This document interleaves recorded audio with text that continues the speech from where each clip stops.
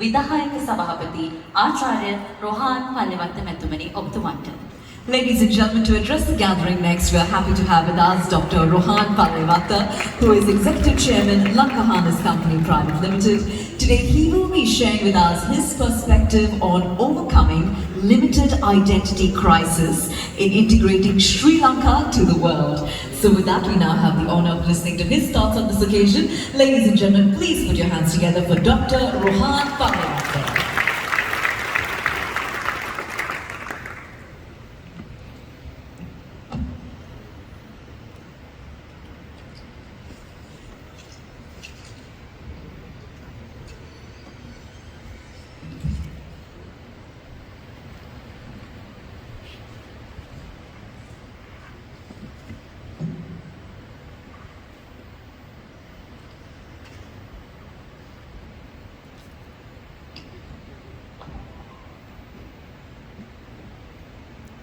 Gandhara Sangya Mahansa, Leader of the Opposition, Members of the Parliament, and you, the people who hold the supreme power of this country. I've been allocated only 8 minutes, and within the 8 minutes that is allocated to me, I wish to drive home 2 points. As I said, it is just since only 8 minutes, I will be compelled to produce bullets and not balloons. If you take the previous central bank report, we are an $80 billion US economy. I do not know how much it will be in the report that is about to come. In this $80 billion US economy, contribution from agriculture is 6.34%, which translates into around $5 billion US dollars. I believe that economic growth means the qualitative and quantitative increase in the 4 broad economic factors, which are the capital, land, labor, and entrepreneurship. Now let us see, in order to add a value of 5 billion to the 80 billion economy, what are the resources that is being utilized by the agricultural sector? As you know, in Sri Lanka, there are 5.2 million households, out of which the main income of 2.1 million households is from agriculture. And in these 2.1 million households, there are 8.4 million people dwelling. And I wouldn't say that all these 8.4 million people are directly connected to agriculture. But the main income of their households is from agriculture. And the land mass that is being utilized for agriculture is 45%. In other words, utilizing half of the land mass, utilizing almost 1/3 of the labor, we add a value of only 5 billion to the economy.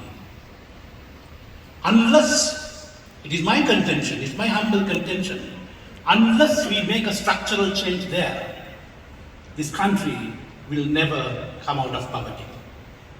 Unless we make a structural change there, we will never move an inch forward. That is my diagnosis. What is my prescription? It's a very simple and straightforward prescription. Because I believe sometimes overthinking, you lose the simple answer.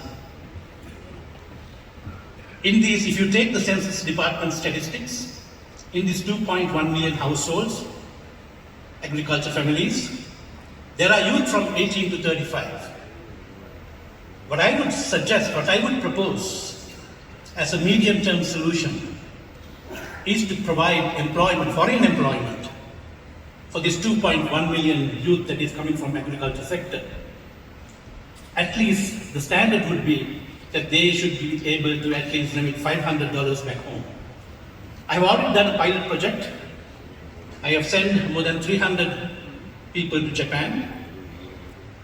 And even with the previous exchange rate, Japanese yen rate, which was 1.7, today it is 2.6. They are remitting on the average at least 150,000 rupees for a month to their households. So if you speak to the farmers, farmer families, and if you quantify the grievances, they are around 25,000 rupees, 50,000, maximum 75,000. So if there are youth from each family that is remitting $500 to their households, for the first time, Sri Lanka truly will come out of poverty. And at the moment, it's not that I'm just giving you this as an answer. I'm working on it right now. Because as responsible citizens, we got to do the value addition in whatever possible way that we can. Japan is offering about 500,000 employment. Then as you know, after the Brexit, in Britain, most of the people who were employed from the European Union, they lost their employment. And as you know, countries like UK and USA, they run on research findings. And one of the research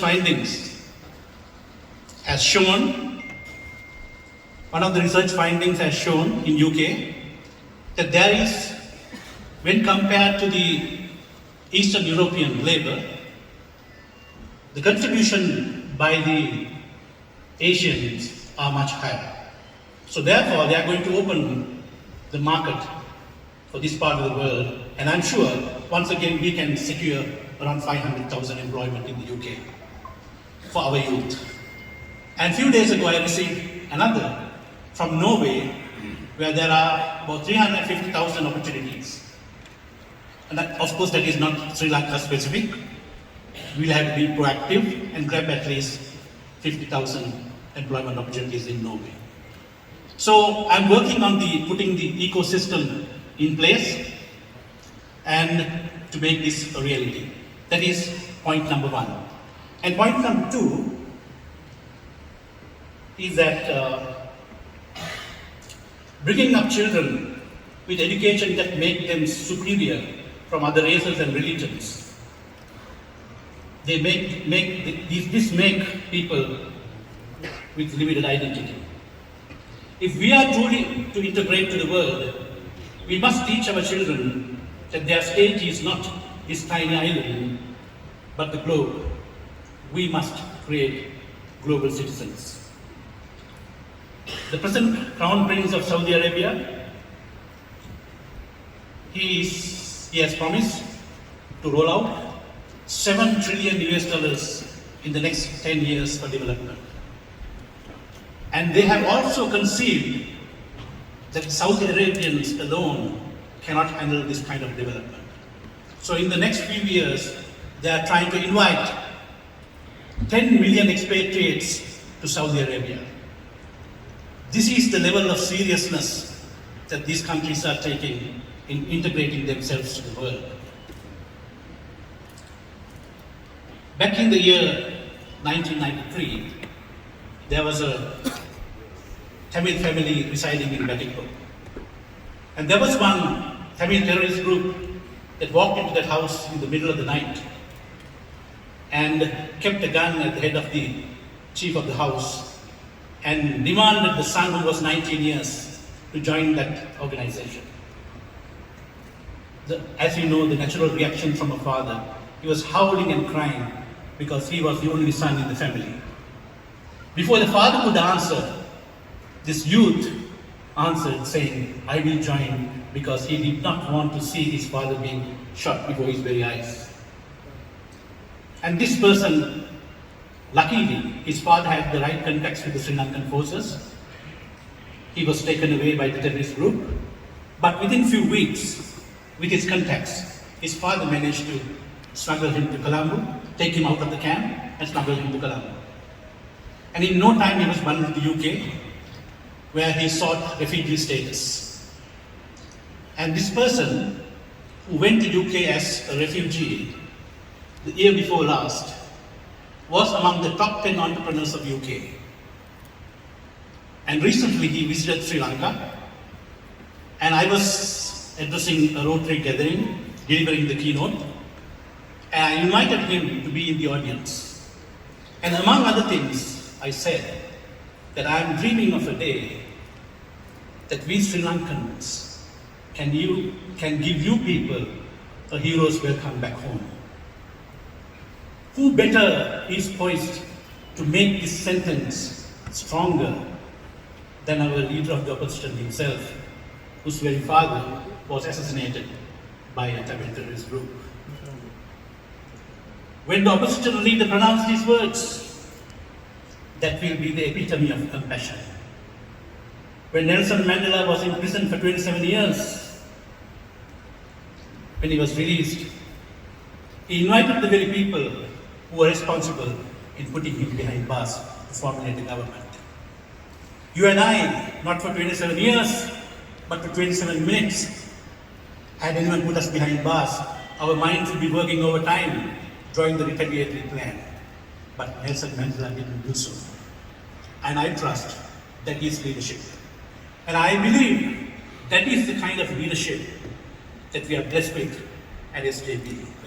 I say this with conviction because when it came to the Muslim burial issue, the opposition leader was advised not to take any stand because by taking a stand, he would be alienating himself from the majority Sinhalese.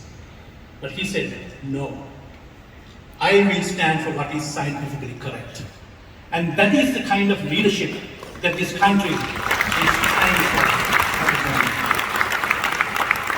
And also, whatever we do, whatever we say, everything should resonate with the voice that is happening at Gulfface. We have to understand the changing dynamics of politics. We have to be the champion of the grievances of the youth of this country. And that thick airbase of insensibility that has grown over the collective psyche of the nation due to mismanagement at the highest levels. And to induce the necessary catharsis to the situation would be the responsibility of any socially relevant political party. And I believe the SJB is the party that can rise to the occasion in terms of they having the necessary knowledge capital and the human capital. Thank you very much for inviting me today.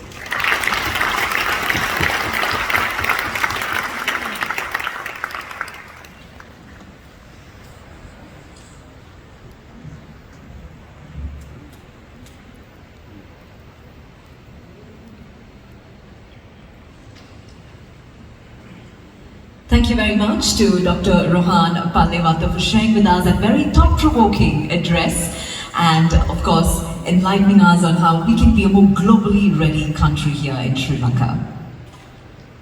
රටේ ස්වාධීනභාවය ආරක්ෂා කරමින් සමස්ත